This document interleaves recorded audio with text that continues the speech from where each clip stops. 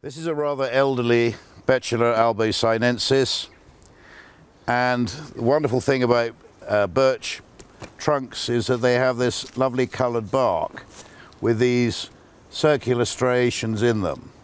As you can see, the bark is starting to peel here, and one of the tricks of the trade to show off your birch tree rather better is to help the plant by doing a bit of peeling for yourself.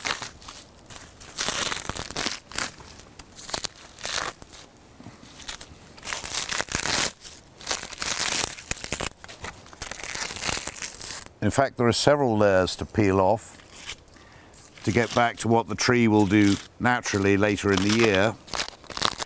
But you can already see that underneath last year's bark, when we peel off the several outer layers, just look how we've improved the stem and how much nicer that looks.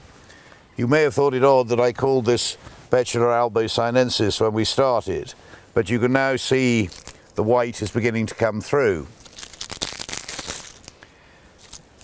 And these striations they'll turn white when they're exposed to the light, and the true colours of purpley and white will come through later on.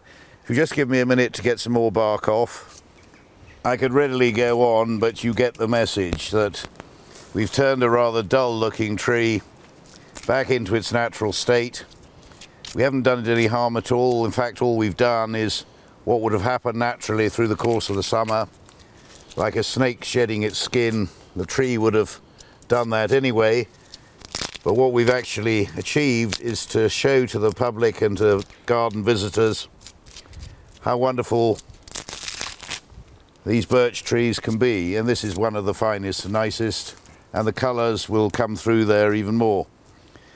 Other trees up in the garden, we encourage the children to, because it does no harm to the tree, and it's really quite nice to take a piece of this papery bark with its wonderful colours back home and put in the scrapbook or whatever.